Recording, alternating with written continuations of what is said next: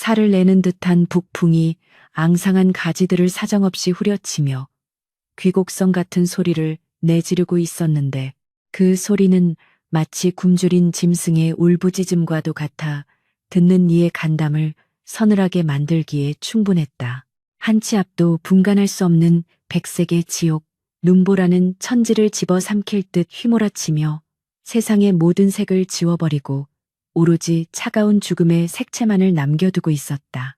명문가 안동김씨 가문의 장자이자 조정의 기대를 한 몸에 받고 있는 김도현은 지금 그 거대한 자연의 분노 앞에서 한낱 미약한 존재로 전락해 가쁜 숨을 몰아쉬고 있었으나 이미 감각을 잃어버린 발끝에서는 아무런 통증조차 느껴지지 않았다. 사냥터에서 갑작스레 닥친 폭설로 인해 일행과 낙오된 지 벌써 반나절이 지났고 체온은 급격히 떨어져 의식은 점차 몽롱한 심연 속으로 가라앉고 있었다. 이대로 끝이란 말인가. 도연의 입술 사이로 새어나온 말은 하얀 입김이 되어 허공으로 흩어졌고 무거워진 눈꺼풀은 천근만근의 무게로 그를 짓눌러 더 이상 버틸 재간이 없게 만들었다. 그는 눈 덮인 언덕 아래로 힘없이 쓰러지며 자신의 생명이 꺼져가는 촛불처럼 위태롭게 흔들리고 있음을 직감했다. 차가운 눈바닥에 얼굴을 파묻은 그 순간 도연은 흐릿해지는 시야 너머로 검은 그림자가 자신을 향해 다가오는 것을 보았으나 그것이 저승사자인지 아니면 바람에 흔들리는 나무 그림자인지 분별할 수조차 없는 상태였다. 그때였다. 얼어붙은 뺨 위로 거칠지만 따뜻한 무언가가 닿는 생생한 감각이 전해져 왔는데 그것은 죽음의 문턱에서 그를 잡아끄는 생명의 끈과도 같았다. 정신 차리십시오. 여기서 잠드시면 영영 깨어나지 못합니다. 다급하면서도 청아한 여인의 목소리가 윙윙거리는 귓가에 울려 퍼졌고 도연은 억지로 눈을 떠 그 목소리의 주인을 확인하려 했으나 눈앞은 여전히 뿌연 안개 속에 갇힌 듯 흐릿하기만 했다. 여인은 자신의 왜소한 체구로는 감당하기 힘든 도연의 건장한 몸을 일으켜 세우려 안간힘을 쓰고 있었는데 그녀의 거친 숨소리와 입에서 뿜어져 나오는 단내 섞인 입김이 도연의 얼굴에 닿으며 그가 아직 살아있음을 일깨워 주었다. 그녀는 화전민들이나 입을 법한 낡고 해진 무명 저고리를 걸치고 있었으나 눈보라 속에서도 잃지 않는 그 강인한 눈빛만은 어둠 속의 횃불처럼 타오르고 있었다. 여인은 도연의 팔을 자신의 어깨에 두르고 눈 덮인 산길을 한 걸음 한 걸음 힘겹게 옮기기 시작했는데 발이 푹푹 빠지는 설원 위에서 그녀는 몇 번이나 넘어지고 미끄러지면서도 결코 그를 놓지 않았다. 조금만 더 가면 됩니다. 제발 힘을 내십시오, 선비님. 그녀의 목소리에는 간절함이 배어 있었고 그 온기는 차갑게 식어가는 도연의 심장을 다시 뛰게 만드는 기적과도 같은 힘을 발휘하고 있었다. 겨우 도착한 곳은 산 중턱에 위치한 허름한 토굴이었는데 입구는 거적대기로 대충 가려져 있어 바람만 간신히 막을 수 있는 초라한 곳이었으나 지금의 도연에게는 궁궐보다 더 아늑한 피난처였다. 여인은 도연을 토굴 안쪽에 뉘어놓고 익숙한 솜씨로 아궁이에 불을 지폈는데 타닥타닥 타오르는 장작 소리와 함께 퍼지는 매캐한 연기 냄새가 도연의 얼어붙은 감각을 서서히 깨우기 시작했다. 그녀는 밖에서 눈을 녹여 만든 물을 끓여 도연의 입가에 가져다 대며 조심스럽게 흘려 넣었고 따뜻한 물이 식도를 타고 내려가자 도연은 비로소 깊은 기침을 토해내며 생의 감각을 되찾았다. 불빛에 비친 여인의 얼굴은 숯검정이 묻어 지저분했고 손등은 동상으로 벌겋게 부어올라 있었으나 도연은 태어나서 본 그 어떤 여인보다 그녀가 아름답다고 생각했다. 고맙소. 그대가 아니었다면 나는 지금쯤 눈 속의 귀신이 되었을 것이오. 도연의 갈라진 목소리에 여인은 수줍은 듯 고개를 숙이며 젖은 옷가지를 말리기 위해 분주히 손을 놀렸다. 그녀의 이름은 연화라했고 병든 어머니를 모시며 약초를 캐 생계를 이어가는 화전민의 딸이라고 자신을 소개했다. 밤이 깊어갈수록 바깥의 눈보라는 더욱 거세졌지만 토굴 안은 두 사람의 체온과 모닥불의 열기로 훈훈함이 감돌고 있었다. 도연은 자신의 신분을 밝히며 반드시 이 은혜를 갚겠노라 약속했지만 연화는 그저 담담한 미소를 지으며 고개를 저을 뿐이었다. 사람의 목숨을 구하는 데에 대가를 바란다면 그것은 장사치나 하는 짓이지요. 선비님께서 무사하신 것만으로도 저는 족합니다. 연화의 그 말은 벼슬아치들의 위선과 가식에 익숙해져 있던 도연에게 신선한 충격으로 다가왔고 그는 비로소 눈앞에 여인이 입고 있는 남루한 옷 속에 감추어진 고귀한 인품을 꿰뚫어 볼 수 있었다. 도연은 그녀의 거칠어진 손을 바라보며 알 수 없는 연민과 애틋함을 느꼈고 그 감정은 단순한 고마움을 넘어선 어떤 운명적인 이끌림으로 발전하고 있었다. 도연은 품속에서 가문의 문장이 새겨진 작은 옥로갓 장시를 꺼내어 연화의 손에 쥐어주며 말했다. 이것은 내 목숨과도 같은 것이니 훗날 어려운 일이 생기거든. 이것을 가지고 한양의 김판서 댁을 찾으시오. 내 이름은 김도연이라 하오. 연화는 당황하여 거절하려 했으나 도연의 강경한 눈빛에 못 이겨 결국 그 옥로를 받아 품에 깊이 간직했다. 두 사람 사이에 흐르는 침묵은 어색하기보다는 오히려 따뜻한 교감이 오가는 시간이었고 그렇게 폭설이 내리는 밤 신분의 벽을 넘은 인연의 씨앗이 조용히 뿌리내리고 있었다.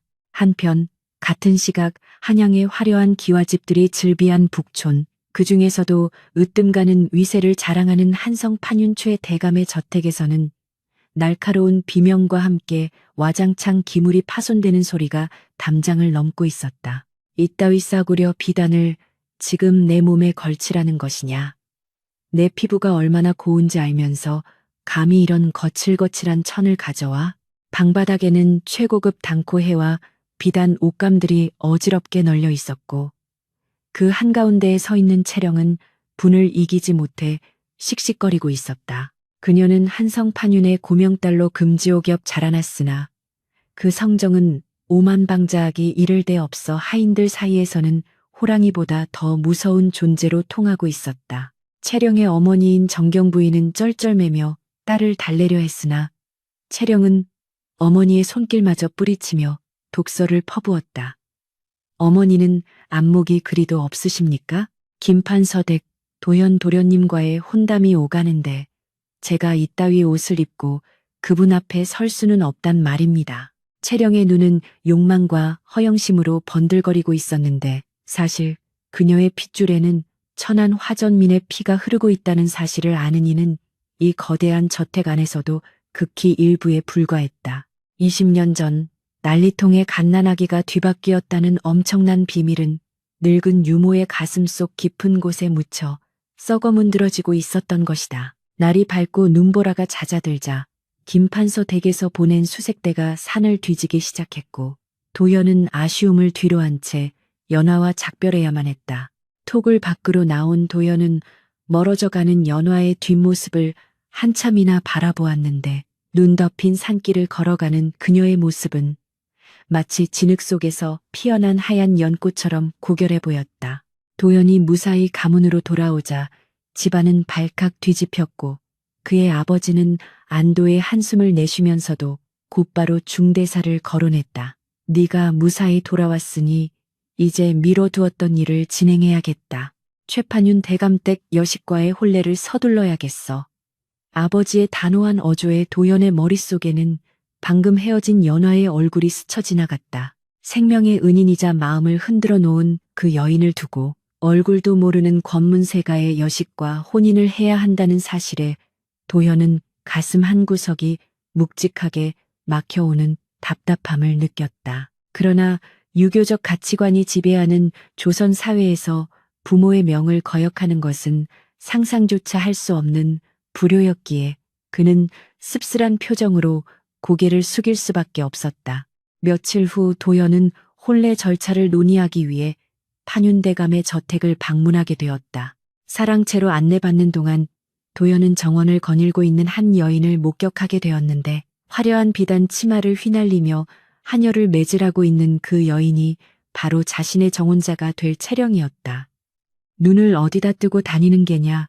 내 신발에 흙이 튀지 않았느냐? 채령의 표독스러운 목소리와 하녀의 애원하는 소리가 도현의 귓전에 박혔고 그는 미간을 찌푸리며 그 광경을 지켜보았다. 고귀한 가문의 여식이라 들었건만 그녀의 행동거지에서는 품이라고는 찾아볼 수 없었고 오히려 시정잡배와 다름없는 천박함이 묻어났다. 도연은 실망감을 감추지 못한 채 고개를 돌렸으나 동시에 마음 한구석에서는 산속 토굴에서 만난 연화의 따뜻한 손길과 겸손한 말투가 더욱 선명하게 대비되어 떠올랐다. 비록 누더기를 걸치고 있었으나 누구보다 기품이 있었던 연화와 비단옷을 휘감고 있으나 속은 텅 빈 강정 같은 채령, 도현은 이 모순된 상황 속에서 깊은 혼란에 빠져들었다. 한편 산속 오두막으로 돌아온 연화는 병석에 누워있는 어머니를 간호하며 도연이 주고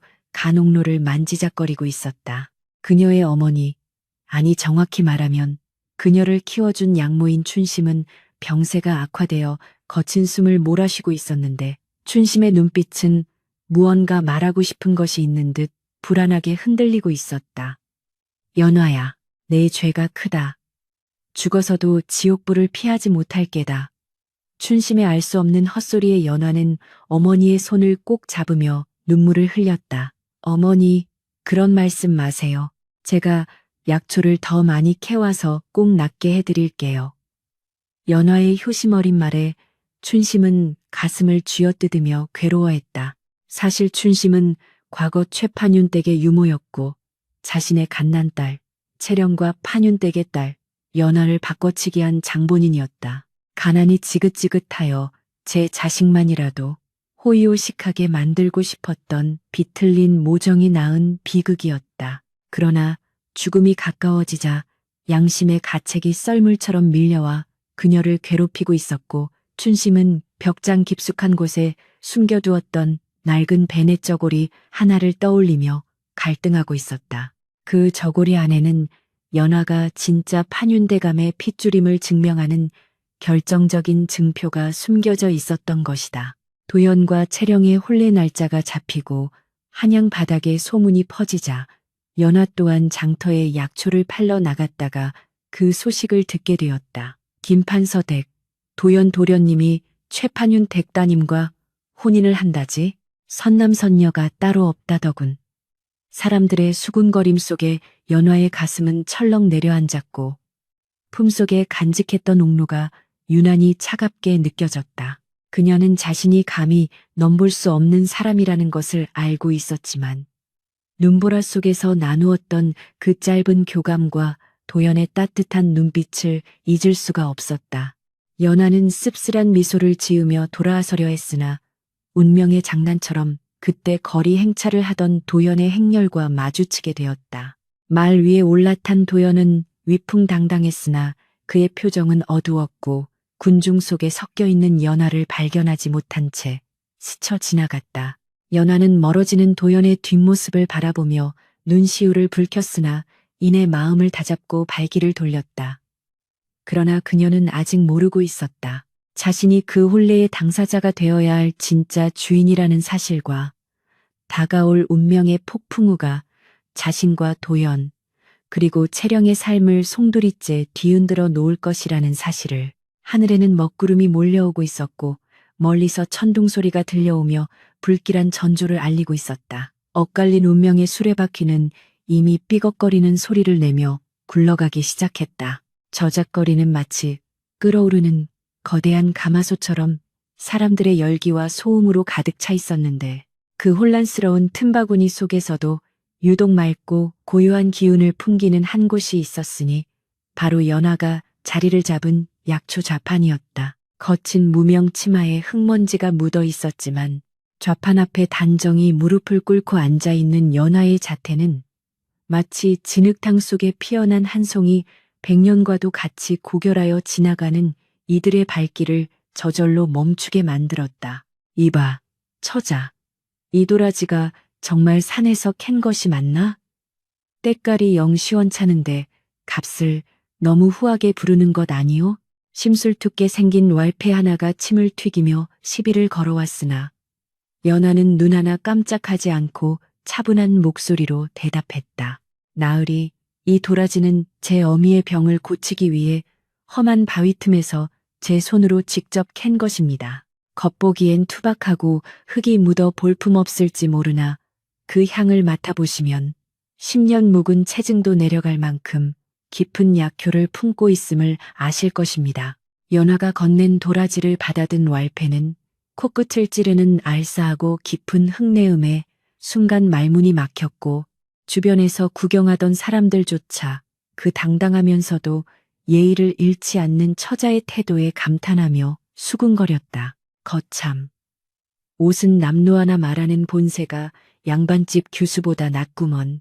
연화는 쏟아지는 칭찬에도 우쭐해하는 기색 없이 그저 묵묵히 고개를 숙여 감사를 표할 뿐이었는데 그 겸손함 뒤에는 가난이라는 모진 풍파 속에서도 결코 꺾이지 않는 대나무 같은 기계가 서려 있었다. 반면 한양 북촌의 으리으리한 99칸 기와집 안채에서는 비단 찢어지는 소리와 함께 날카로운 고성이 담장을 넘어 흘러나오고 있었다.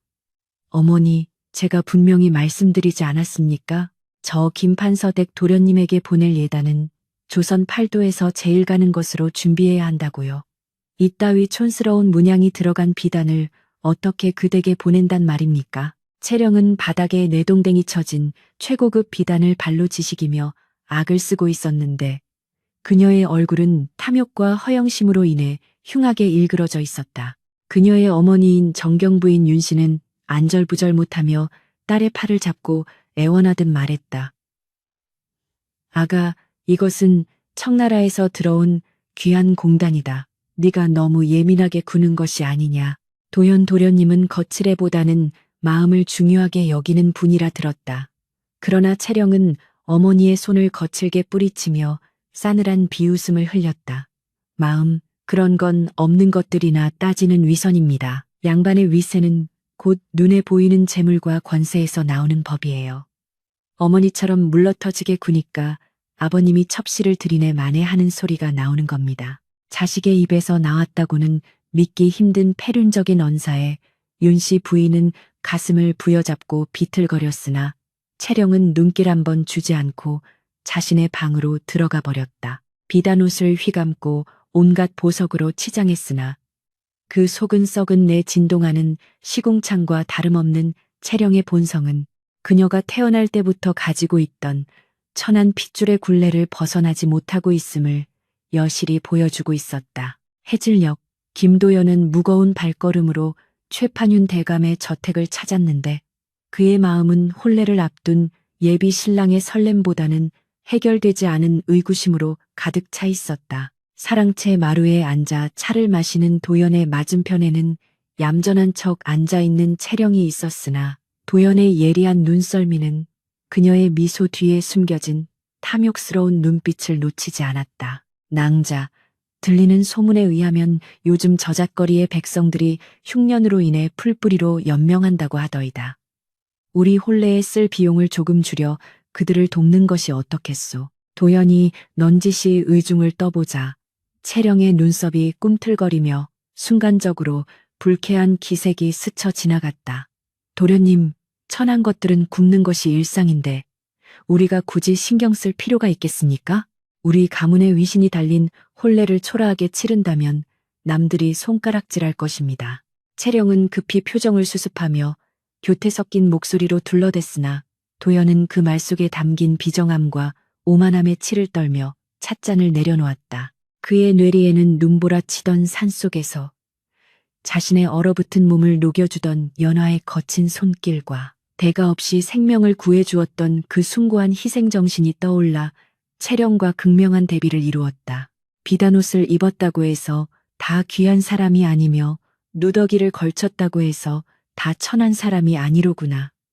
도연은 가슴 깊은 곳에서 울려 퍼지는 탄식을 삼키며 이 혼사가 과연 올바른 길인지에 대한 회의감에 사로잡혔다. 한편 도성 박십리쯤 떨어진 산비탈의 허름한 오두막에서는 죽음의 그림자가 짙게 들이우고 있었는데 연화의 양모춘심은 피 섞인 기침을 토해내며 고통에 몸부림치고 있었다. 방바닥을 긁어대던 춘심의 손톱 밑에는 피가 맺혀 있었고 진한 눈동자는 허공을 응시하며 보이지 않는 무언가와 싸우는 듯 공포에 질려 있었다. 오지 마라. 오지 마. 내가 잘못했다. 제발 그 아이만은. 춘심은 헛것이 보이는 듯 허우적거렸고 곁에서 밤새 물수건으로 땀을 닦아주던 연화는 안타까움에 눈물을 흘리며 어머니의 손을 꼭 잡았다. 어머니, 정신 차리세요. 제가 곁에 있어요. 무서워하지 마세요. 연화의 따뜻한 목소리에 잠시 정신이 돌아온 춘심은 초점 없는 눈으로 연화를 바라보았는데 달빛에 비친 연화의 얼굴은 20년 전 자신이 훔쳐냈던 그 고귀한 아기씨의 얼굴과 겹쳐 보이며 춘심의 심장을 난도질했다. 죄책감이라는 날카로운 칼날이 춘심의 가슴을 후벼 팠고 그녀는 더 이상 이 끔찍한 비밀을 무덤까지 가져갈 수 없음을 깨달았다. 춘심은 떨리는 손으로 바닥을 기어 벽장 깊숙한 곳을 뒤적이기 시작했고 먼지 쌓인 낡은 함 하나를 꺼내 들었다. 그 함 안에는 세월의 흔적으로 누렇게 변색된 작은 베넷저고리와 반쪽으로 쪼개진 옥패가 들어있었는데 그것은 20년 전 판윤대감의 댁에서 갓난아기를 바꿔치기 할 때 춘심이 몰래 빼돌린 결정적인 증거물이었다.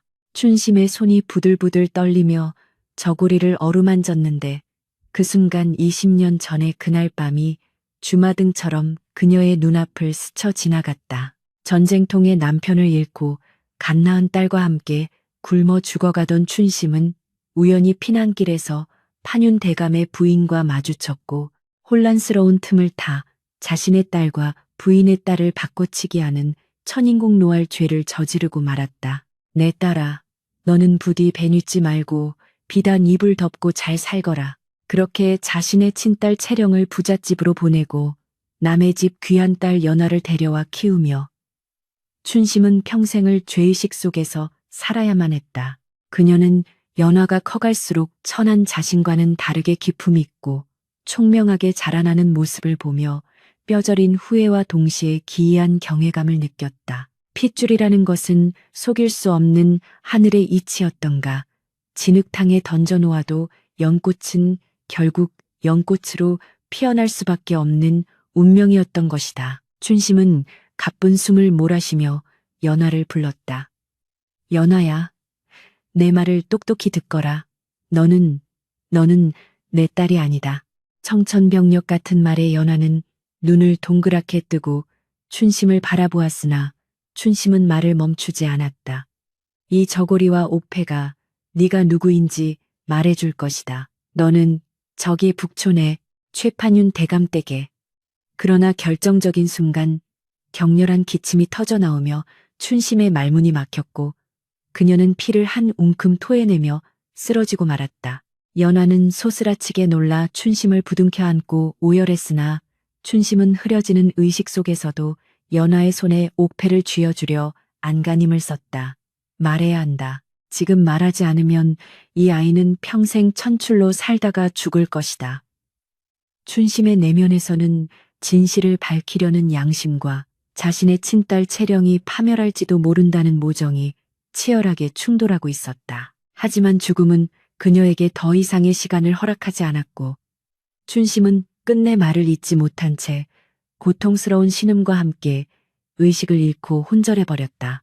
다음 날 아침 도연은 마음의 번뇌를 씻어내고자 말을 타고 교회로 나갔다가 우연히 연화가 살고 있는 산 밑을 지나게 되었다. 밤새 내린 눈으로 세상은 다시 하얗게 변해 있었고 그 설원 위에서 백감을 구하기 위해 산을 오르는 연화의 뒷모습이 도연의 시야에 들어왔다. 멀리서 보아도 한눈에 알아볼 수 있는 그 익숙한 실루엣에 도연은 벼락을 맞은 듯 그 자리에 멈춰섰다. 아, 저 여인은. 도연의 심장이 거칠게 요동치기 시작했고 그는 홀린 듯 말에서 내려 연화가 있는 쪽으로 발걸음을 옮겼다. 연화는 무거운 나무지게를 지고 비틀거리고 있었는데 발을 헛디뎌 넘어지려는 찰나 도연이 바람처럼 달려가 그녀를 부축해 주었다. 괜찮으시오? 도연의 목소리에 고개를 든 연화의 눈동자가 흔들렸고 두 사람의 시선이 허공에서 얽히는 순간 시간은 멈춘 듯 고요해졌다. 연화의 거친 손목에는 지난번 도연을 구할 때 입은 화상 자국이 선명하게 남아 있었고 도연의 시선이 그 상처에 머무는 순간 그는 확신할 수 있었다. 자신의 마음을 앗아간 여인. 꿈속에서도 그리워했던 그 은인이 바로 눈앞에 있다는 사실을. 그러나 운명은 그들에게 재회의 기쁨만을 허락하지 않았으니 멀리서 요란한 말발굽 소리와 함께 최판윤 댁의 하인들이 몰려오고 있었다. 도련님, 여기서 무엇을 하고 계십니까? 대감마님께서 찾으십니다. 하인들의 목소리에 도연과 연하는 황급히 떨어졌고 연하는 자신의 초라한 모습이 부끄러워 고개를 돌렸다. 도연은 애타는 눈빛으로 연하를 바라보았으나 가문의 채통과 주변의 이목 때문에 더 이상 다가갈 수 없었다. 멀어져가는 도연을 보며 연하는 가슴을 부여잡았고 품속에 숨겨둔 옥로가 뜨겁게 달아오르는 것을 느꼈다. 한편 겨우 의식을 되찾은 춘심은 방구석에 웅크리고 앉아 덜덜 떨리는 손으로 옥패를 쥐고 중얼거렸다. 안 된다. 이대로 죽을 수는 없다. 내 죄를 씻으려면 내 손으로 매듭을 풀어야 해. 그녀의 눈빛에는 죽음을 앞둔 자만이 가질 수 있는 섬뜩한 결기가 서려 있었고 이는 앞으로 닥쳐올 거대한 파란을 예고하고 있었다. 진실은 낡은 함 속에 갇혀 있었으나 그 틈새로 새어나오는 빛은 이미 어둠을 가르고 있었다. 도연이 집으로 돌아왔을 때 사랑채에는 이미 혼례 날짜가 적힌 사주단자가 도착해 있었다. 붉은 보자기에 쌓인 그 사주단자는 마치 도연의 자유를 체함해는 족쇄처럼 보였고 그는 깊은 한숨을 내쉬며 밤하늘을 올려다보았다. 달은 차갑게 빛나고 있었으나 그 달빛 아래에서 누군가는 탐욕에 젖어 웃고 있었고 누군가는 죄책감에 울고 있었으며 또 누군가는 엇갈린 인연에 가슴 아파하고 있었다. 진흙 속에서 피어나는 연꽃처럼 연하의 운명은 고난 속에서 더욱 단단해지고 있었으나 화려한 비단으로 감싼 채령의 운명은 서서히 썩어가고 있었다. 이제 곧 닥쳐올 혼례식은 단순한 축복의 자리가 아닌 거짓과 진실이 정면으로 충돌하는 심판의 장이 될 것임을 아직은 아무도 알지 못했다. 서재의 문틈으로 스며드는 밤바람이 책상 위에 촛불을 위태롭게 흔들고 있었으나 김도연의 마음속에서 일렁이는 파도는 그보다 훨씬 더 거칠고 격렬하였다. 그는 펼쳐둔 논어의 글귀들이 까만 개미떼처럼 보일 정도로 집중하지 못한 채 오로지 며칠 전 산길에서 마주쳤던 연화의 손목만을 머릿속에 그리고 있었다. 눈보라가 몰아치던 그날 밤 자신의 생명을 구하기 위해 뜨거운 숯덩이를 맨손으로 옮기다 생겼을지도 모를 그 흉측한 화상 자국이 도연에게는 세상 그 어떤 보석보다도 고귀하고 아픈 낙인처럼 가슴에 박혀버린 탓이었다.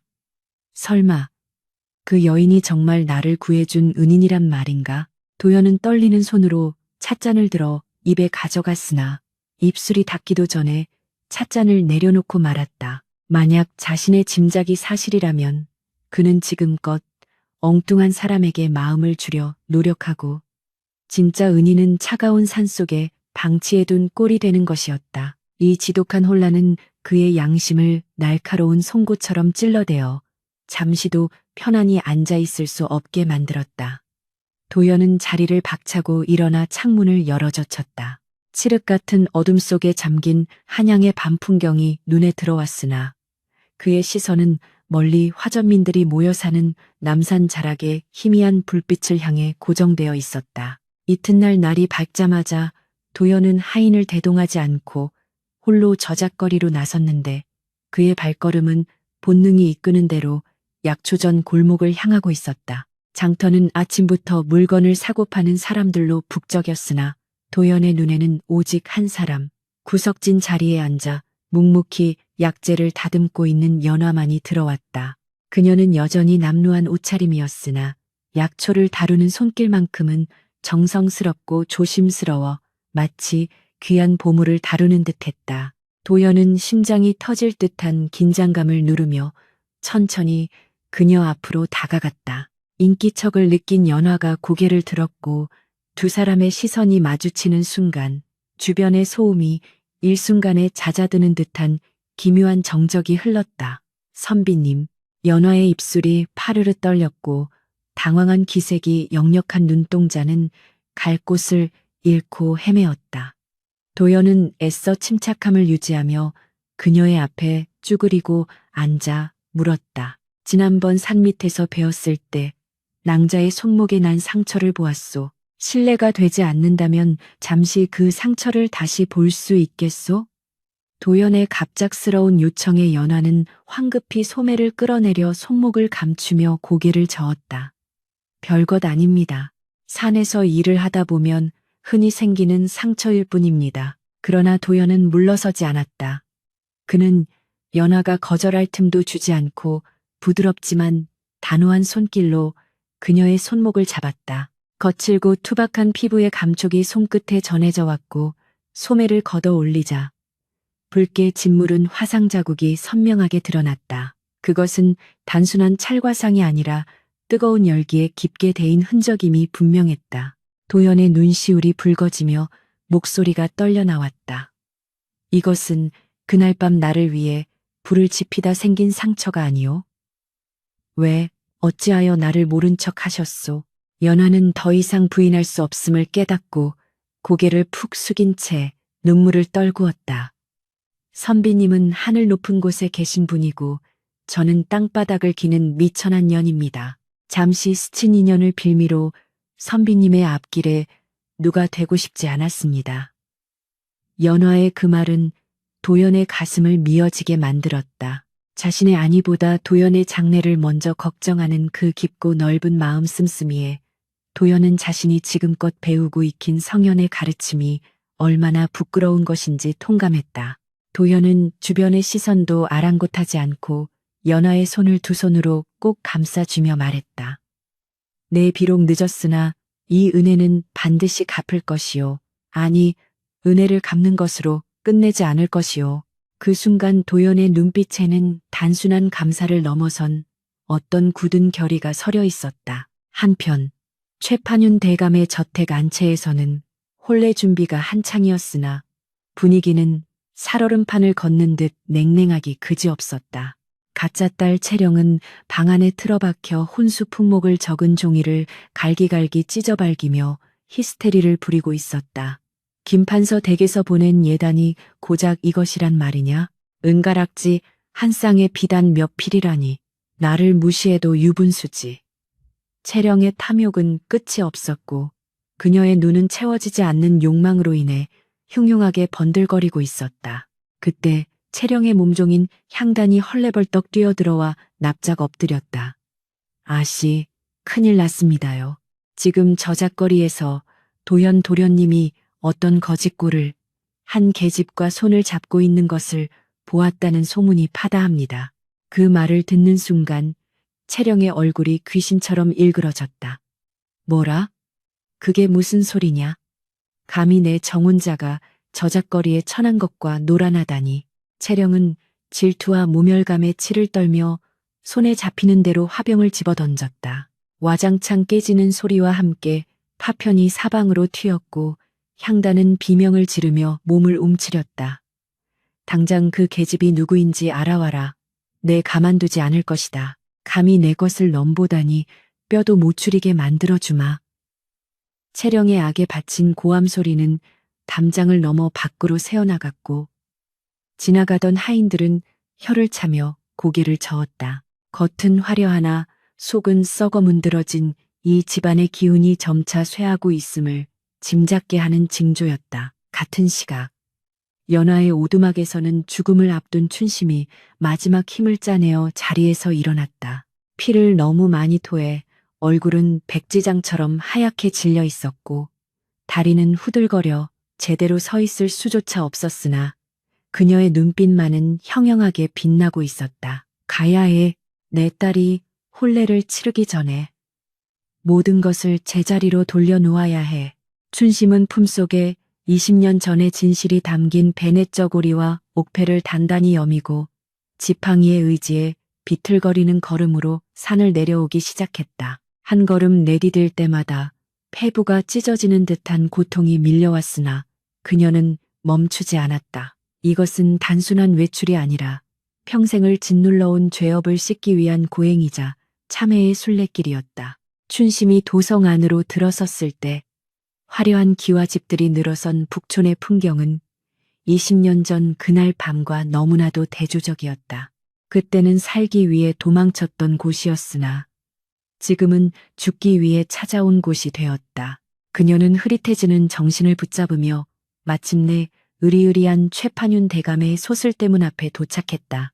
대문 앞을 지키던 건장한 하인들은 거짓골을 한 노파가 다가오자 눈살을 찌푸리며 앞을 막아섰다. 이리 썩 꺼지거라. 여기가 어디라고 감히 거린 행세를 하며 기웃거리는 개냐. 하인 하나가 거칠게 춘심을 밀치자 그녀는 힘없이 바닥에 나뒹굴었다. 아이고, 대감마님을 뵙게 해주시오. 내 꼭 드릴 말씀이 있소. 춘심은 바닥을 기며 애원했으나 하인들은 코웃음을 치며 발길질을 해댔다. 그때 대문이 열리며 화려한 가마 한 채가 밖으로 나오려다 멈춰섰다. 가마의 주인은 외출하려던 채령이었다. 소란스러운 소리에 가마 문을 열고 고개를 내민 채령은 바닥에 쓰러져 있는 춘심을 보며 혐오스러운 표정을 지었다. 아침부터 재수없게 웬 거지 노파냐, 썩 치우지 않고 뭐 하는 게냐. 채령의 날카로운 호통에 하인들은 더욱 거칠게 춘심을 끌어내려 했다. 춘심은 고개를 들어 자신을 매몰차게 내치는 여인을 올려다보았다. 비단옷에 감싸인 저 여인, 독살스러운 눈빛과 오만한 태도, 춘심의 심장이 덜컥 내려앉았다. 저 아이가 내 배 아파 낳은 딸이란 말인가. 비록 20년의 세월이 흘렀고 모습은 변했으나 춘심은 본능적으로 알 수 있었다. 자신의 피를 이어받은 딸이 괴물이 되어버렸다는 사실을. 가난을 피해 부잣집으로 보냈건만 그 결과는 참혹하게 그지없었다. 춘심은 피눈물을 흘리며 울부짖었다. 아가, 내 딸아, 내가 애미다. 네가 어찌 이리 변했느냐. 그러나 채령에게 그 말은 미친 노파의 헛소리로만 들릴 뿐이었다. 이 늙은이가 노망이 났나. 어디서 감히 함부로 주둥이를 놀려. 여봐라, 저 늙은이를 멍석마리에서 내다 버려라. 채령의 잔인한 명령에 하인들이 몽둥이를 들고 달려들었고 춘심은 공포와 절망에 몸을 떨며 품속의 옥패를 꽉 쥐었다. 바로 그때였다. 멈추시오. 천둥 같은 호통 소리와 함께한 사내가 바람처럼 달려와 하인들의 앞을 막아섰으니 그는 장터에서 돌아오던 김도연이었다. 도연은 쓰러진 춘심을 부축해 일으키며 채령을 향해 분노의 찬 눈빛을 쏘아붙였다. 이것이 명문가 규수의 도리요. 힘없는 노인을 이토록 핍박하다니 부끄럽지도 않소. 도연의 등장에 채령은 당황하여 얼굴이 불그락푸르락해졌다. 도련님, 그게 아니라 저 노파가 먼저 행패를 부려서 채령은 변명을 늘어놓으려 했으나 도현은 듣고 싶지 않다는 듯 고개를 돌려 춘심을 살폈다. 괜찮으십니까? 어디 다친 데는 없으십니까? 도연의 따뜻한 목소리에 춘심은 흐릿한 눈을 들어 그를 바라보았다. 그녀는 단번에 알아보았다. 며칠 전 폭설 속에서 자신의 양딸 연화가 목숨 걸고 구해낸 그 선비임을, 그리고 지금 자신의 친딸에게 핍박받는 자신을 구해주는 이 또한 그라는 사실에 춘심은 기가 막힌 인연의 끈에 전율했다. 하늘이시여, 이것이 당신의 뜻입니까? 춘심은 떨리는 손을 뻗어 도연의 옷자락을 잡았다. 선비님, 부탁이 있소. 이 물건을 부디 연화에게 전해주시오. 그리고 판윤 대감께도. 춘심은 품속에서 옥패가 든 주머니를 꺼내 도연의 손에 쥐어주려 했다. 그러나 그 순간 극심한 현기증과 함께 그녀의 손에서 힘이 빠졌고 주머니는 바닥으로 떨어지며 툭 하는 소리를 내었다. 주머니 끈이 풀리며 그 안에 있던 반쪽짜리 옥패와 낡은 베네쩌고리의 일부가 밖으로 삐져나왔다. 도연의 시선이 바닥에 떨어진 물건에 꽂혔다. 그 옥패는 낯이 익었다. 아니, 너무나도 잘 알고 있는 물건이었다. 그것은 안동 김씨 가문과 한성 판윤 최씨 가문이 오래전 정표로 나누어 가졌던 쌍옥패 중 하나였기 때문이다. 도연의 가문에 있는 것과 정확히 짝을 이루는 그 옥패가 왜 산골 화전민 노파의 품속에 있었단 말인가. 도연의 머릿속에서 수만 가지 의문이 번개처럼 스치고 지나갔다.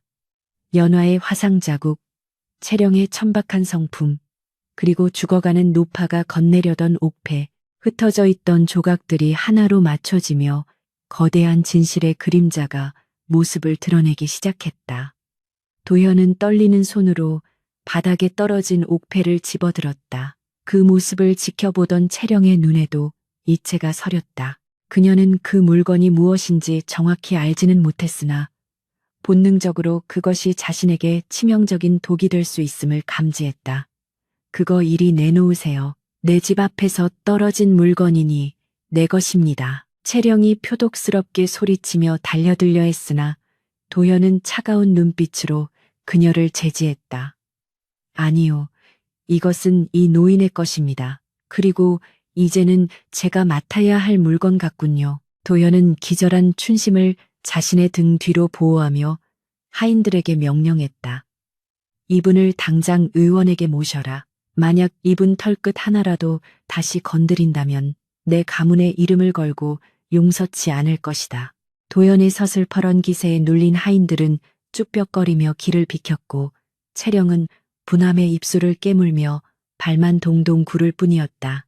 도연은 춘심을 업고 급히 자리를 떴으나 그의 품속에 들어있는 옥패는 마치 불덩이처럼 뜨겁게 그의 가슴을 지지고 있었다. 이 작은 옥 조각 하나가 불러올 파장은 상상조차 할 수 없을 만큼 거대할 것이었다. 뒤에 남겨진 채령은 멀어져가는 도연을 노려보며 손톱이 살을 파고들도록 주먹을 쥐었다. 두고 봐. 내 앞길을 막는 것은 그 누구라도 가만두지 않겠어. 설령 그것이 하늘이라 해도. 그날 밤 도연은 자신의 방에서 아버지 몰래 가문의 보물함을 열어보았다. 그곳에는 춘심이 가지고 있던 것과 정확히 들어맞는 또 다른 반쪽의 옥패가 고요히 잠들어 있었다. 도연은 두 개의 옥패를 나란히 놓아보았다. 톱니바퀴처럼 완벽하게 맞물리는 두 조각.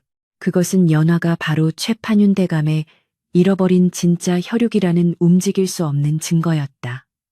도연의 손이 부들부들 떨렸다. 진실은 밝혀졌다. 이제 남은 것은 이 잔인한 운명의 장난을 어떻게 바로잡느냐 하는 것이었다. 혼례식은 불과 사흘 앞으로 다가와 있었다. 도연은 결단을 내려야만 했다. 침묵하여 거짓된 평화를 지킬 것인가.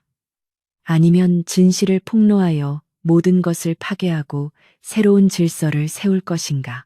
창밖에는 비가 추적추적 내리기 시작했고 빗소리는 마치 억울하게 뒤바뀐 운명을 슬퍼하는 연화의 눈물소리처럼 들려와 도연의 잠을 이루지 못하게 하였다. 어둠 속에서 번쩍이는 번개는 다가올 파국을 예고하고 있었고 균열은 이제 돌이킬 수 없을 만큼 벌어지고 있었다. 마침내 한양 장안을 떠들썩하게 만들었던 대혼례의 날이 밝았다. 구름 한 점 없이 맑게 개나늘은 야속하리만치 푸르렀고 최판윤 대감의 저택은 아침 일찍부터 몰려든 하객들과 구경꾼들로 인산인해를 이루고 있었다. 대문 앞에는 청사초롱이 줄지어 매달려 바람에 춤을 추었고 마당 한가운데에는 화려한 비단으로 장식된 차일이 쳐져 있어 그 위세가 하늘을 찌를 듯하였다.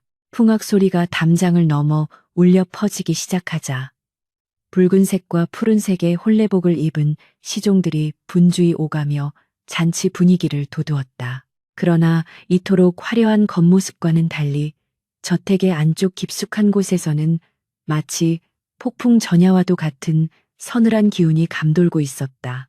신부 대기실인 안방에 앉아있는 채령은 조선 팔도에서 가장 비싸다는 붉은 화롯을 입고 머리에는 칠보단장한 족두리를 쓰고 있었으나 그녀의 손은 주체할 수 없이 떨리고 있었다. 드디어 오늘이구나. 이 혼례만 끝나면 나는 명실상부한 안동 김씨 가문의 맏며느리가 되는 것이다.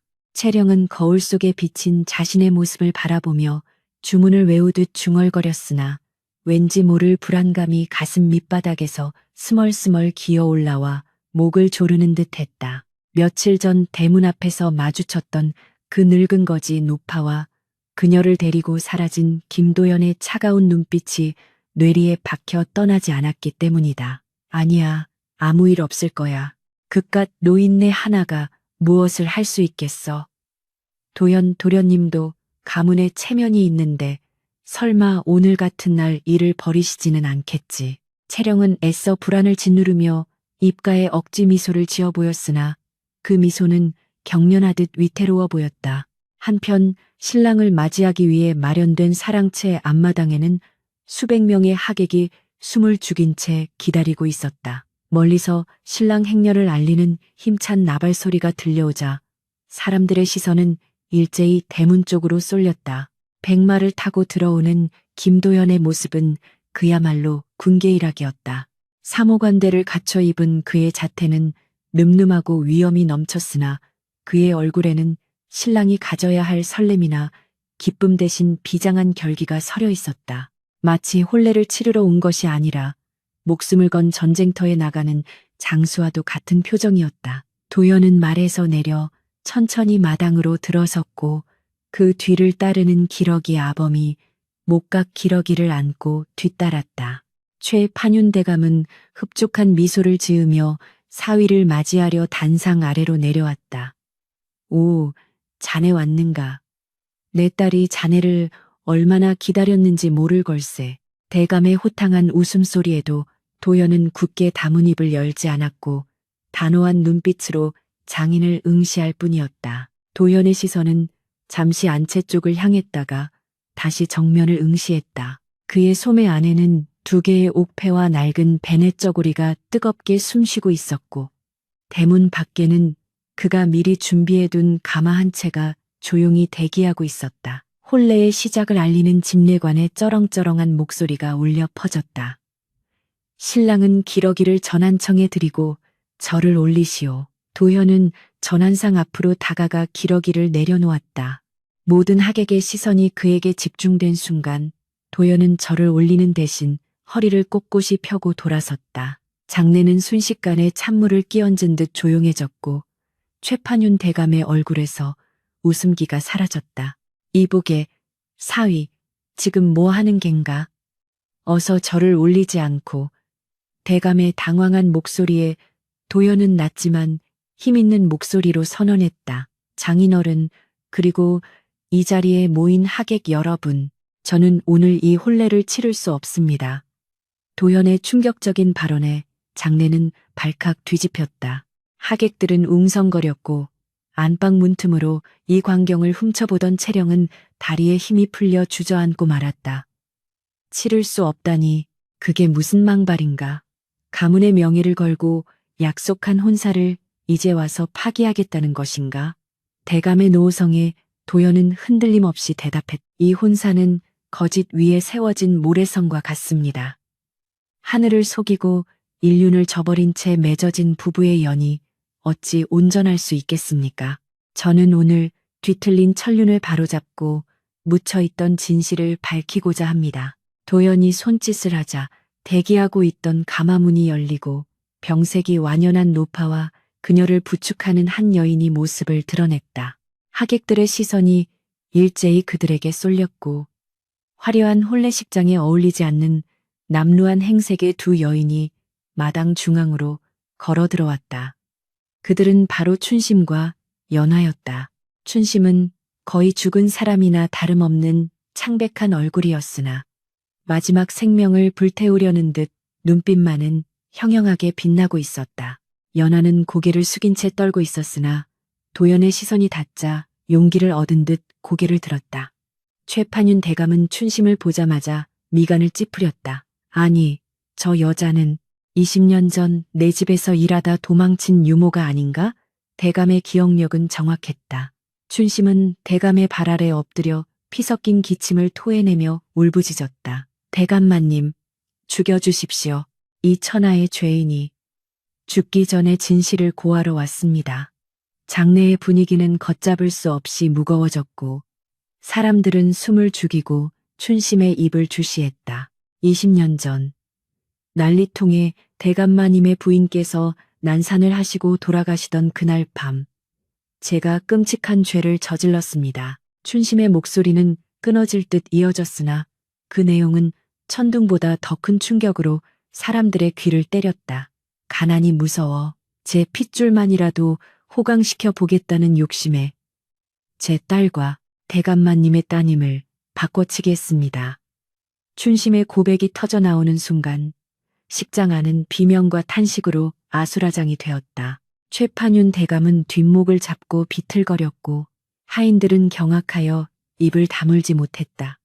그때 안채에서 뛰쳐나온 채령이 춘심에게 달려들어 발길질을 해댔다. 이 미친 늙은이가 어디서 헛소리를 짓거리는 거야. 누가 네 딸이라는 거야. 나는 판윤대감의 고명딸 최채령이야. 채령은 악귀처럼 날뛰며 춘심의 머리채를 잡으려 했으나 도연이 앞을 가로막으며 그녀의 팔을 거칠게 낚아챘다. 그만하시오. 이미 하늘이 알고 땅이 아는 사실이오. 더 이상 추해지지 마시오. 도연의 서슬 퍼런 일갈의 채령은 바들바들 떨며 도끼를 뿜어냈다. 증거 있어? 이 늙은이의 헛소리 말고 증거를 대란 말이야. 도연은 품속에서 낡은 베넷저고리와 2개의 옥패를 꺼내어 최판윤 대감에게 바쳤다. 장인어른, 이것을 보십시오. 이 베넷저고리는 20년 전 장모님께서 태어날 아기를 위해 직접 술을 놓으신 것입니다. 그리고 이 옥패. 하나는 제가 가문에서 물려받은 것이고 다른 하나는 이 노인이 가지고 있던 것입니다. 보시다시피 2개는 완벽하게 하나의 원을 이룹니다.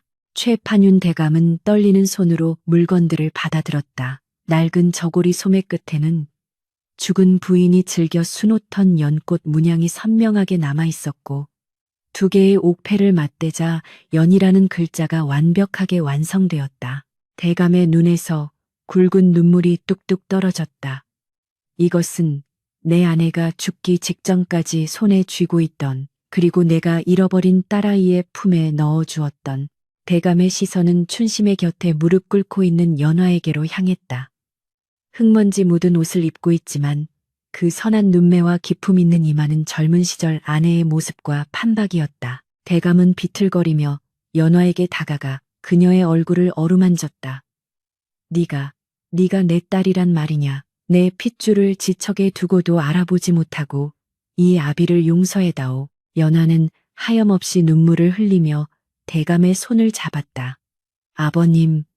그 한마디에 대감은 오열하며 연화를 끌어안았고 지켜보던 하객들도 눈시울을 붉혔다. 모든 진실이 밝혀진 순간이었다. 그러나 단 한 사람. 채령만은 이 현실을 받아들이지 못하고 발악했다. 그녀는 머리를 풀어 헤치고 괴성을 지르며 연화에게 달려들었다. 아니야. 내가 진짜야. 전혀는 가짜라고. 아버님, 왜 저런 거지 년을 안아주시는 거예요. 내쫓으세요. 어서. 채령의 눈은 뒤집혀 있었고 그녀의 손톱이 연화의 얼굴을 핥히려 했다. 순간 최판윤 대감이 채령의 뺨을 호되게 후려쳤다. 짝 하는 소리가 정막을 갈랐다. 채령은 바닥에 나뒹굴었고 믿을 수 없다는 듯 아버지를 올려다보았다. 대감의 눈빛은 싸늘하게 식어 있었다. 내 인연, 네가 진정 내 딸이었다면 낳아준 어미가 죽어가는데 저리 패악을 부릴 수는 없는 법이다. 비단옷을 입혔으나 속은 천박하기 이를 데 없고 금옥으로 길렀으나 마음은 짐승만도 못하구나. 내 본색이 이러하니 핏줄이 아니라는 것이 오히려 다행이다. 대감의 호통은 추상 같았고 채령은 그제야 자신의 세상이 무너져 내렸음을 깨달았다. 그녀는 멍하니 춘심을 바라보았다. 피를 토하며 죽어가는 늙은 여인, 자신의 친어머니. 춘심은 흐려지는 눈으로 채령을 바라보며 손을 뻗었다. 아가, 내 죄다. 내가 너를 망쳤어. 용서해, 다오. 채령은 뒷걸음질 치며 고개를 저었다. 오지 마. 나한테 오지 마. 나는 판윤 대감의 딸이야. 너 같은 거 몰라. 끝까지 현실을 부정하는 채령의 모습은 처참함을 넘어 기괴하기까지 했다. 하객들은 수군거리며 그녀를 손가락질했다. 저런 표독스러운 성정이 어디 가겠나. 결국 콩 심은 데 콩나고 팥 심은 데 팥나는 법이지.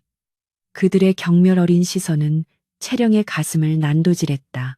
그녀가 그토록 지키고 싶었던 양반의 위신은 바닥에 떨어져 산산조각이 났다. 도연은 연화의 어깨를 감싸 안으며 굳건히 서 있었다. 그는 혼란스러운 장례를 정리하듯 침착하게 말했다. 오늘의 혼례는 취소되었습니다. 하지만 이것은 끝이 아닙니다. 거짓을 몰아내고 진실을 찾았으니 오히려 경사스러운 날이라 해야 할 것입니다. 도연은 연화의 손을 잡고 하객들을 향해 고개를 숙였다. 저는 비록 오늘 혼례를 올리지는 못했으나 하늘이 맺어준 진짜 인연을 찾았습니다. 부와 명예보다는 사람의 도리와 진심을 따르는 것이 선비의 길이라 배웠습니다. 저는 이 여인, 최연화 낭자와 평생을 함께할 것을 맹세합니다. 도연의 당당한 선언에 하객들 사이에서는 감탄의 소리가 터져나왔다. 권세가의 가짜 딸이 아닌 모든 것을 잃었다가 되찾은 진짜 딸을, 그것도 가장 초라한 모습일 때 선택한 도연의 기계에 사람들은 박수를 보내지 않을 수 없었다. 그때 춘심의 고개가 힘없이 툭 떨어졌다. 그녀는 마지막으로 연화와 채령을 번갈아 바라보며 참회의 눈물을 흘린 채 숨을 거두었다. 연화는 어머니 하고 비명을 지르며 춘심의 시신을 부여잡고 통곡했고, 채령은 넋이 나간 사람처럼 그 자리에 주저앉아 멍하니 허공을 응시했다. 화려했던 잔치상은 엎어졌고 붉은 혼례복은 눈물과 흙먼지로 얼룩졌으나 그 혼돈 속에서 진실만은 보석처럼 빛나고 있었다. 최판윤 대감은 연화를 일으켜 세우며 엄숙히 명했다. 여봐라, 당장 저 폐악스러운 아이를 광에 가두어라. 그리고 이 여인의 장례를 후하게 치러주어라. 비록 죄를 지었으나 내 딸을 20년간 키워준 은공은 잊을 수 없다. 하인들이 채령을 끌고 가자 그녀는 비명도 지르지 못한 채 질질 끌려갔다. 그녀가 입고 있던 화려한 화로자락이 흙바닥에 쓸리며 찢겨나가는 모습은 헛된 욕망의 비참한 최후를 보여주는 듯했다. 소동이 가라앉고 하객들이 하나둘 돌아가자 마당에는 도연과 연화 그리고 최판윤 대감만이 남았다. 저녁 노을이 붉게 물들기 시작했고 그 붉은 빛은 마치 오늘 하루 흘린 피와 눈물을 위로하는 듯했다. 도연은 연화의 손을 놓지 않은 채 따뜻한 눈길로 그녀를 바라보았다. 이제 다 끝났소. 당신의 자리는 여기요. 연화는 퉁퉁 부은 눈으로 도연을 올려다보며 희미하게 미소 지었다. 그 미소는 슬픔 속에 피어난 꽃처럼 애처롭고도 아름다웠다. 선비님, 감사합니다. 제 이름을 찾아주셔서, 저를 사람답게 만들어주셔서 두 사람의 그림자가 노을 속에서 하나로 길게 어우러졌다. 폭풍우는 지나갔고 이제 그들에게는 폐허 위에서 다시 집을 짓는 일만이 남아있었다. 하지만 두 사람은 알고 있었다. 거짓된 기와집보다는 진실된 초가집이 훨씬 더 따뜻하고 견고하리라는 것을. 하늘은 비로소 제자리를 찾은 별들을 내려다보며 안도의 숨을 내쉬고 있었다. 3일장을 치르는 내내 하늘은 무심하게도 비를 뿌려대고 있었는데 그 빗줄기는 마치 이승을 떠나는 망자의 한 맺힌 눈물 같기도 했고 살아남은 자들의 가슴에 쌓인 회한을 씻어내려는 정화수 같기도 하였다. 연화는 상복인 거친 삼배옷을 입고 춘심의 무덤 앞에 꿇어 앉아 있었다. 비록 갓난아기였던 자신을 유괴하여 운명을 뒤바꿔버린 죄인이었으나 지난 20해 동안 자신을 먹이고 입히며 키워준 양어머니였기에 연화의 슬픔은 복잡하고도 깊었다. 흙으로 봉분을 덮고 때를 입히는 동안 연화의 머릿속에는 가난했던 화전민 촌에서의 기억들이 주마등처럼 스쳐 지나갔다.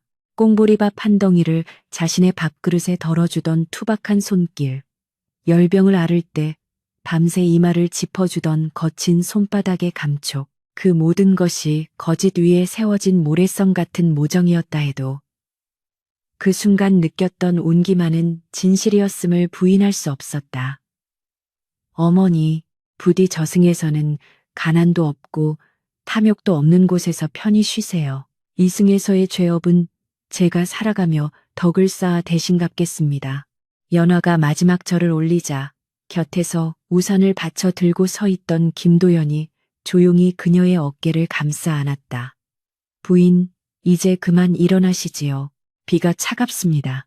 망자도 산 사람이 상하는 것을 원치 않을 것입니다. 도연의 목소리는 젖은 낙엽처럼 차분하게 가라앉아 있었으나 그 안에는 연화에 대한 깊은 연민과 사랑이 배어 있었다. 장례가 끝나고 최판윤 대감의 저택으로 돌아온 연화는 이제 더 이상 화전민 소녀가 아닌 명문가의 귀한 여식으로서의 삶을 시작해야 했다.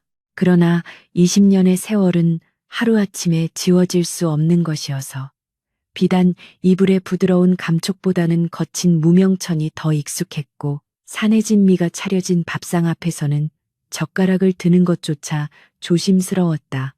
최판윤 대감은 그런 딸을 볼 때마다 가슴이 미어지는 듯한 아픔을 느꼈다. 잃어버린 세월을 보상해주고 싶은 마음의 대감은 온갖 좋은 것을 딸의 방에 들여놓았으나 연화는 사치스러운 장신구들을 물리고 오직 서책과 약재 서적들만을 가까이 했다. 아버님, 비단 옷은 몸을 따뜻하게 하지만 마음을 따뜻하게 하지는 못합니다. 저는 화려한 치장보다는 제가 배운 약초 지식으로 병든 사람들을 돕는 일을 하고 싶습니다. 연화의 뜻은 확고했고 대감은 그런 딸의 기품 있는 태도에 감복하여 고개를 끄덕일 수밖에 없었다. 흙 속에서 자라났으나 그 뿌리는 결코 썩지 않았음을 증명이라도 하듯 연화는 집안의 하인들을 대할 때도 권위를 내세우기보다는 따뜻한 말 한마디를 건네며 덕으로 다스렸다. 저택의 아랫사람들 사이에서는 진짜 아씨가 돌아오시니 집안에 훈풍이 분다며 칭송이 자자했고 그 소문은 담장을 넘어 도성 안팎으로 퍼져나갔다. 한편 하루아침에 천출로 전락한 채령의 처지는 처참하기 그지없었다. 그녀는 광에 갇혀 며칠을 물 한 모금 마시지 않고 악을 쓰며 발악했으나 돌아오는 것은 싸늘한 침묵뿐이었다. 며칠 뒤 연화는 채령이 갇힌 광의 문을 열고 들어갔다. 헝클어진 머리에 때가 꼬질꼬질한 채령은 구석에 웅크리고 앉아 도끼 서린 눈으로 연화를 노려보았다. 네가 내 자리를 빼앗고 나니 속이 시원하냐. 꼴 좋구나. 거지 같던 년이 비단옷을 입고 거들먹거리는 꼴이라니. 채령은 마지막 자존심을 세우며 독서를 퍼부었으나 연화는 동요하지 않고 조용히 그녀 앞에 보자기를 내려놓았다. 그 안에는 채령이 입어야 할 무명 저고리와 집신 한 켤레가 들어있었다. 채령아, 나는 내 자리를 빼앗은 것이 아니라 원래 내 것이었던 자리에 돌아온 것뿐이다. 그리고 너 또한 네가 있어야 할 곳으로 돌아가는 것이 순리다.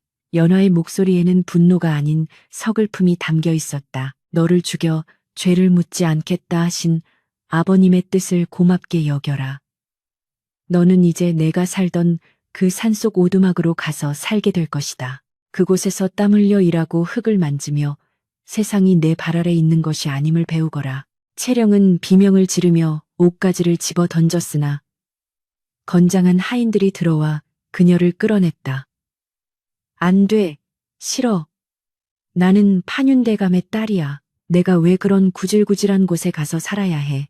처절한 절규가 저택의 담장을 넘었으나 그녀를 동정하는 이는 아무도 없었다. 채령은 결국 낡은 달구지에 실려 도성 밖으로 쫓겨났고 그녀가 그토록 혐오했던 가난과 노동의 굴레 속으로 던져졌다.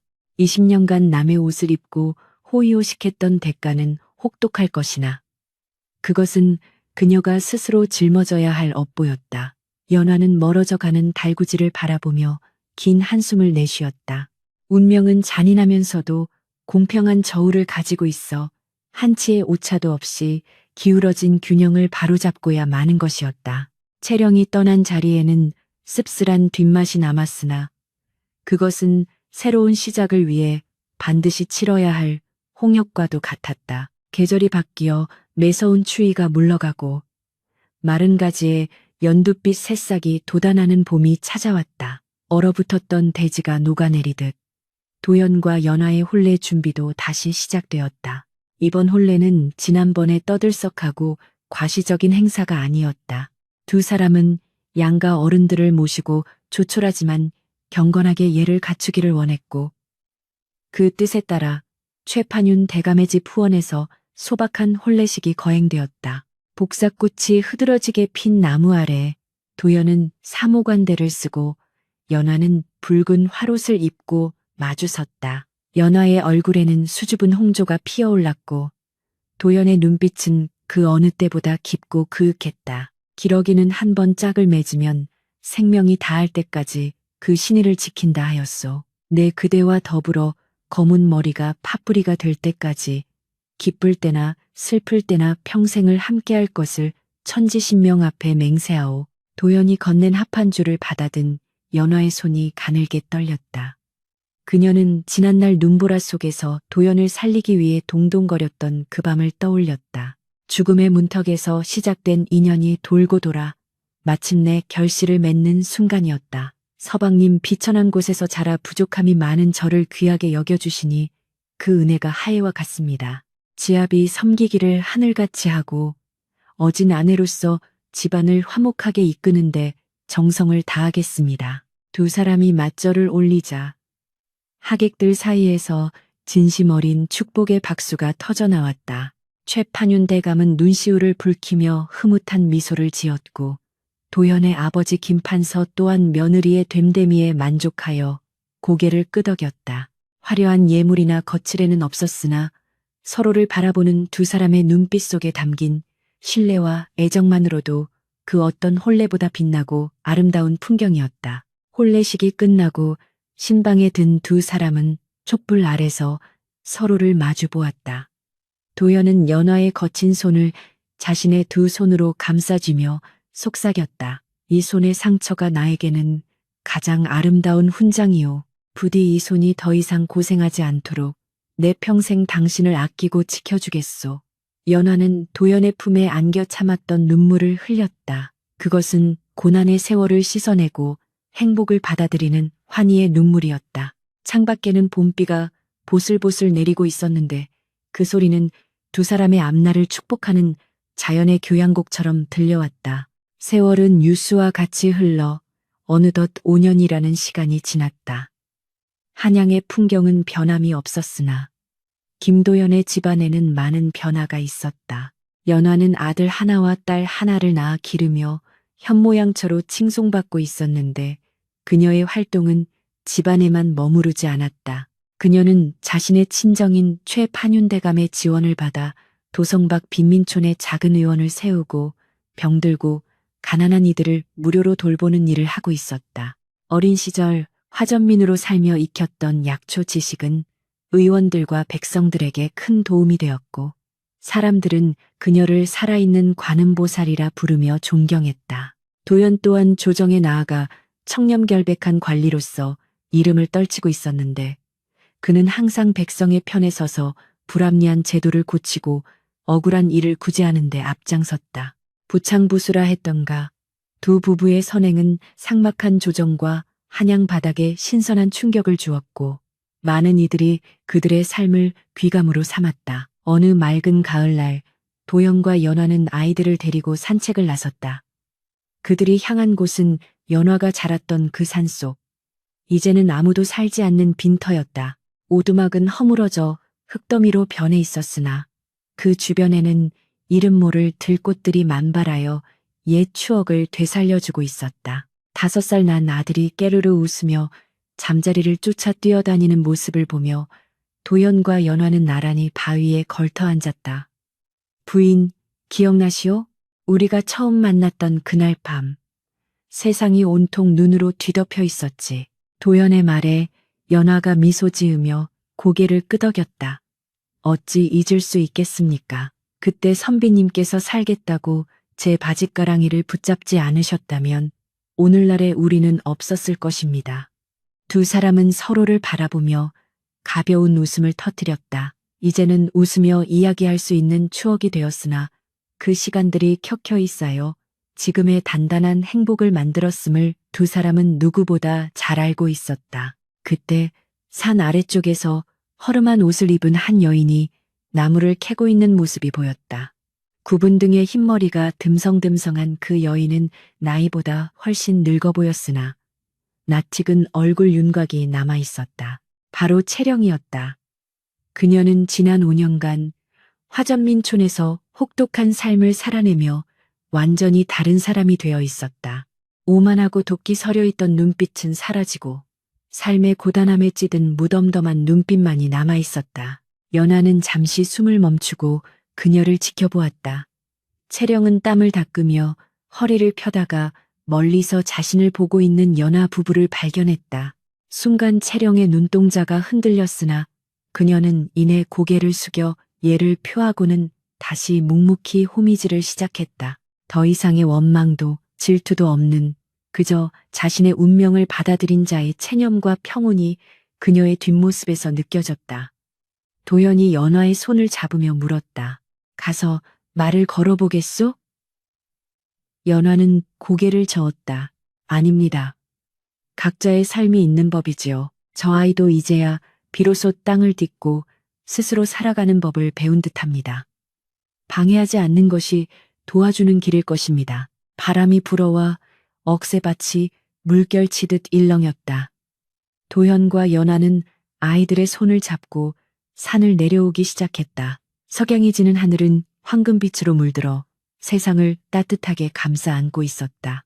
핏줄은 하늘이 정해주는 것이라 하나 진정한 귀함은 핏줄이 아닌 마음의 깊이와 삶을 대하는 태도에서 나오는 것임을, 그리고 시련은 사람을 무너뜨리는 것이 아니라 더욱 단단하게 만드는 담금질임을 두 사람은 온몸으로 깨닫고 있었다. 엇갈렸던 운명의 수레바퀴는 제자리를 찾아 멈췄고 그 위에는 평화롭고 따스한 햇살만이 가득했다. 멀리서 들려오는 저녁 종소리가 은은하게 퍼져나가며 파란만장했던 그들의 이야기도 고요한 강물처럼 흘러 역사의 한 페이지 속으로 스며들고 있었다. 세상사 모든 일은 결국 바른 길로 돌아간다는 사필 규정의 이치를 가슴 깊이 새기며 두 사람은 맞잡은 손을 더욱 힘주어 잡았다. 천지를 뒤흔들던 매미 소리마저 뚝 그칠 만큼 숨 막히는 무더위가 기승을 부리던 한여름의 오후, 인적 없는 깊은 산속 벼랑 끝에서 어린아이의 다급한 비명이 정막을 찢고 울려 퍼졌다. 사람 살려요. 거기 누구 없습니까? 7살 난 사내아이 지우는 약초를 캐러 왔다가 발을 헛디디는 바람에 넝쿨에 다리가 얽힌 채 허공에 위태롭게 매달려 있었는데 발 아래는 천길 낭떠러지요. 머리 위로는 독사가 혀를 날름거리며 다가오고 있는 절체절명의 순간이었다. 안동 김씨 가문의 장손이자 김도연과 연화의 아들인 지우는 호기심이 많아 몰래 하인들을 따돌리고 산에 올랐다가 이 같은 변을 당한 것이었다. 땀으로 흥건히 젖은 고사리 같은 손이 텐넝쿨을 생명줄처럼 붙잡고 있었으나 힘이 빠져 손가락이 하나둘씩 풀려가고 있었다. 독사가 시뻘건 입을 벌리고 아이의 목덜미를 향해 몸을 날리려는 찰나 어디선가 날카로운 낫이 바람을 가르며 날아와 뱀의 머리를 정확히 가격하여 쳐내었다. 누구냐? 겁도 없이 산신령의 영역에 발을 들인 녀석이 거칠고 쉰 목소리와 함께 덤불을 헤치고 나타난 이는 허리춤에 약초 자루를 매단 중년의 여인이었다.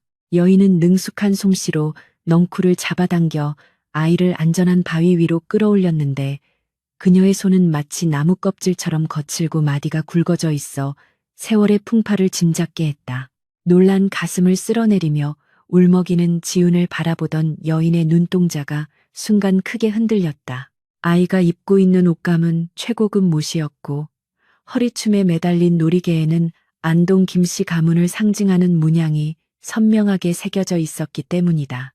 여인의 시선은 아이의 얼굴을 뜯어보듯 관찰했는데 맑은 눈망울과 오뚝한 코는 자신이 그토록 증오하면서도 사무치게 부러워했던 한 여인 연화의 얼굴을 쏙 빼닮아 있었다.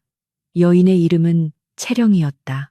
5년 전 가짜 딸이라는 사실이 밝혀져 쫓겨난 후 화전민으로 살아가고 있던 그녀는 운명의 장난처럼 자신이 빼앗으려 했던 자리에 진짜 주인이 낳은 아들을 구하게 된 것이었다. 채령의 입가에 씁쓸하면서도 기묘한 미소가 번졌다. 내 놈이 김도현과 연화의 아들이로구나. 원수의 자식을 내 손으로 구하다니 하늘도 참으로 짙게 쓰시지. 그녀의 마음속에서 찰나의 순간 아이를 그대로 두고 가버릴까 하는 악한 마음이 고개를 들었으나 그녀는 이내 고개를 저으며 품에서 으깬 약초를 꺼내 아이의 까진 무릎에 발라주었다. 지우는 따가움에 얼굴을 찌푸리면서도 자신을 구해준 여인을 호기심 어린 눈으로 바라보았다. 아주머니는 누구신데 저를 구해주셨습니까? 제 아버님께 말씀드리면 큰 상을 내리실 것입니다. 아이의 천진난만한 말에 채령은 코웃음을 쳤다. 상? 그런 건 필요 없다. 그저 네 부모에게 빚을 하나 지워두는 셈치지.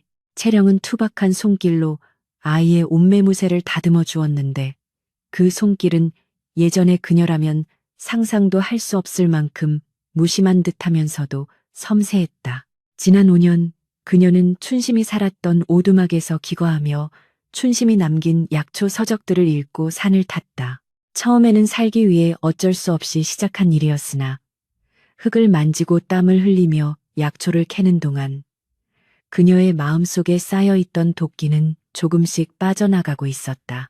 비단 옷을 입고 아랫사람들을 짓밟을 때보다 거친 무명옷을 입고 산을 오르는 지금이 육체적으로는 고달팠으나 정신적으로는 오히려 자유로움을 느끼고 있었던 것이다. 그녀는 자신이 그토록 경멸했던 친어머니 춘심의 삶을 답습하면서 비로소 어머니가 느꼈을 죄책감과 고단함을 뼈저리게 이해하게 되었다. 그때 산 아래쪽에서 다급하게 아이의 이름을 부르는 소리가 메아리쳐 올라왔다. 지훈아, 어디 있느냐? 대답해 보거라. 김도현과 연화, 그리고 수십 명의 하인들이 횃불을 들고 산을 뒤지고 있었다. 채령은 그 목소리를 듣자마자 황급히 몸을 숨기려 했으나 다리를 다친 지훈을 혼자 두고 갈 수가 없어 주저했다. 잠시 후 덤불을 헤치고 도연과 연화가 모습을 드러냈다. 두 사람은 바위에 앉아있는 아들을 발견하고는 혼비백산하여 달려왔다. 지훈아, 무사했구나. 어디 다친 데는 없느냐? 연화가 아이를 끌어안고 눈물을 흘리는 사이 도연은 아이 곁에 서 있는 초라한 행색의 여인을 발견하고 멈칫했다.